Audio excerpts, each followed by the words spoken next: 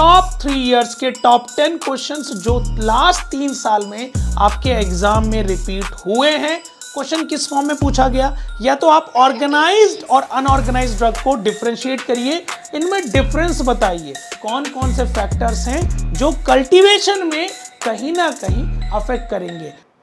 Hello everyone, welcome back to the pharmacy India plus students. So आज इस video में हम बात करेंगे अपने सेमेस्टर 4 के फार्माकोग्नोसी के टॉप 3 इयर्स के टॉप 10 क्वेश्चंस जो लास्ट 3 साल में आपके एग्जाम में रिपीट हुए हैं। और ये यूनिवर्सिटी एग्जाम आपके सेशनल एग्जाम के लिए बहुत इंपॉर्टेंट होने वाले हैं, और देखेंगे जानेंगे कि किस टॉपिक से कौन सा टॉपिक हमारा लास्ट 3 साल में बार बार रिपीट हुआ है। इस वीडियो से आप लोगों को यूनिवर्सिटी एग्जाम में बहुत हेल्प मिलने वाली है। और अगर आप पहली बार फार्मेसी इंडिया प्लस के चैनल से जुड़े हैं तो चैनल को फॉलो कर लीजिएगा, साथ ही साथ बेल आइकन को हिट कर लीजिएगा, क्योंकि यहां पर आपको लेटेस्ट वीडियोस और अपडेट्स मिलती रहेगी। सो आज हम यहां पर शुरू करेंगे, और शुरू करने से पहले अगर आप फार्मेसी इंडिया के साथ पहली बार जुड़े हैं तो फार्मेसी इंडिया ऐप जरूर डाउनलोड कर लीजिएगा, क्योंकि यहां पर आपको लेटेस्ट अपडेट्स आपके एग्जाम के लिए मिलती रहेगी। साथ ही साथ WhatsApp and Telegram group already आप ज्वाइंड है, इसका पीडीएफ आपको उस ग्रुप में मिल जाएगा। सो चलिए डिस्कस करते हैं। सबसे पहला क्वेश्चन है organised and unorganised crude drug, यानी कि कई बार पूछा गया है इस टॉपिक से क्वेश्चन किस फॉर्म में पूछा गया, या तो आप ऑर्गेनाइज्ड और अनऑर्गेनाइज्ड ड्रग को डिफरेंशिएट करिए, इनमें डिफरेंस बताइए। क्रूड ड्रग के दो टाइप्स, अनऑर्गेनाइज्ड और ऑर्गेनाइज्ड। ऑर्गेनाइज्ड वो जो डायरेक्टली प्लांट के पार्ट से मिलता है, अनऑर्गेनाइज्ड वो जो प्रोसेस कर कर बनाया जाता है। एग्जाम्पल पूछे गए, साथ ही साथ यहां पर पूछ लिया define organised crude drug with example. Example बहुत बार पूछा जाता है।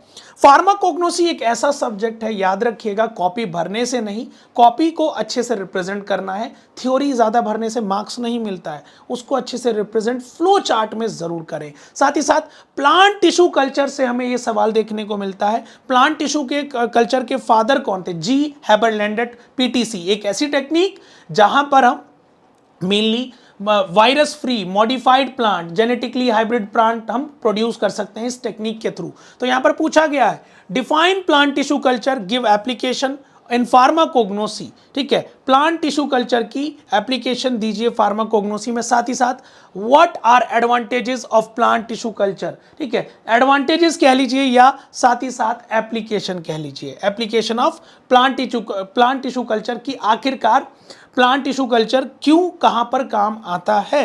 साथ ही साथ factors affecting cultivation and collection, कौन कौन से फैक्टर्स हैं जो आपके कल्टीवेशन और कलेक्शन को अफेक्ट करेंगे। कल्टीवेशन यानी कि जो उगाना, उसमें उगाने में कौन कौन से फैक्टर्स, जैसे कि यहां पर डायरेक्टली क्वेश्चन आ गया है discuss factors affecting cultivation and collection of medicinal plants. Medicinal plants यानी कि वो प्लांट्स जिसमें से हमें ऐसे केमिकल कॉन्स्टिट्यूएंट मिलेंगे जो मेनली मेडिकल रोल या थेरेप्यूटिक एक्टिविटी कंटेन करते हैं। साथ ही साथ what are the environmental factors affecting drug cultivation, कौन कौन से फैक्टर्स हैं जो कल्टीवेशन में कहीं ना कहीं अफेक्ट करेंगे। उसी के बाद वोलेटाइल ऑयल या सेकेंडरी मेटाबोलाइट से हमें किस तरीके का सवाल मिलता है। वोलेटाइल ऑयल क्या होते हैं? वोलेटाइल ऑयल के अंदर एक प्रॉपर्टी होती है कि अगर उनको एयर के एक्सपोज में छोड़ दिया जाए सो दे विल इवेपोरेट, उड़ जाते हैं। ठीक है, याद रखिएगा, on exposure they will evaporate. साथ ही साथ क्वेश्चन कैसा मिल सकता है, what do you mean by secondary metabolites या वोलेटाइल ऑयल्स को डिटेल में डिस्कस कीजिए। ठीक है, नेक्स्ट है classify secondary metabolites with example, यहां पर क्लासिफिकेशन पूछा है, चलेगा। नेक्स्ट है wool fat and castor oil. Wool fat से कैसे क्वेश्चन मिलता है, that what are lipids, lipids क्या होते हैं। साथ ही साथ give pharmacognostic study of wool fat and castor oil. ठीक है, wool fat and castor oil की फार्माकोग्नोस्टिक स्टडी यानी कि biological source, chemical constituent use या केमिकल टेस्ट स्पेसिफिकली पूछा गया है। उसी के बाद pharmacognostic study of castor oil, इसके बारे में सारी जानकारी यहां पर लिख सकते हैं। ठीक है, नेक्स्ट है फ्लेवोनॉइड्स। अब फ्लेवोनॉइड्स क्या होते हैं? देखो, फ्लेवोनॉइड्स का एक केमिकल टेस्ट होता है, वो होता है शिनोडा। फ्लेवोनॉइड को जो आइडेंटिफाई करेंगे हम लोग, आइडेंटिफाई बाय, ठीक है, दैट इज शिनोडा टेस्ट की मदद से, शिनोडा याद रखिएगा। ठीक है, और यहां पर पूछा गया define classify and give test for flavonoids. ठीक है, डायरेक्टली क्वेश्चन पूछा है, ठीक है, टेस्ट से। उसी के बाद write chemical test use for identification of flavonoids. देखिए कई बार अगर ऐसा सवाल आ जाता है तो आपको प्रोसेस जरूर लिखना है। प्रोसेस को याद रखिएगा, प्रोसेस में केमिकल कॉन्स्टिट्यूएंट और क्या कलर ऑब्जर्व हो रहा है वो कभी मिस नहीं करना है, और किसकी वजह से हो रहा है, क्योंकि और हमेशा केमिकल टेस्ट को आप जब भी लिखें तो केमिकल टेस्ट को हमेशा फ्लो चार्ट में इस तरीके से लिखें कि इसके बाद ये हुआ, इसके बाद ये हुआ। अगर बीकर बनाने की ज़रूरत है तो बीकर भी बनाइए, क्योंकि केमिकल टेस्ट पूछा है तो भैया एक माहौल बनना चाहिए। एल्कलॉइड्स, एल्कलॉइड से क्वेश्चन आता है कि फिजिको केमिकल प्रॉपर्टीज़ बताइए एल्कलॉइड्स की, और जनरल आइडेंटिफिकेशन टेस्ट जैसे ड्रैगन ड्रॉफ हुआ, हेगर्स हुआ, पिक्रिक एसिड टेस्ट हुआ, अमोनिया रेनिकेट टेस्ट हुआ, ठीक है, सारे वैगनर्स टेस्ट हुआ, ठीक है, ये सब टेस्ट पूछे गए हैं। एल्कलॉइड्स क्या होते हैं, जैसे alkaloids alkali like substance, basic in nature होते हैं, किसकी वजह से, नाइट्रोजन इनमें प्रेजेंट होता है, नाइट्रोजन पर लोन पेयर होने की वजह से ये बेसिसिटी शो करते हैं। साथ ही साथ name any two alkaloids and their use, दो एल्कलॉइड्स, उनके बायोलॉजिकल सोर्स बता दो, उनके केमिकल कॉन्स्टिट्यूएंट बता दो, उनका यूज बता दो। एल्कलॉइड्स में एग्जांपल बात कर रहा हूँ, मेनली आप दे सकते हैं एरगट का नाम ले सकते हैं, रावोल्फिया का नाम ले सकते हैं, ठीक है। उसी के बाद traditional system of medicine, traditional system of medicine में जैसे चाइनीज मेडिसिन हुआ, ठीक है, और मैं याद कराने का तरीका बता दूं, हमारी इंडियन सिस्टम को कैसे ट्रिक से याद रखोगे।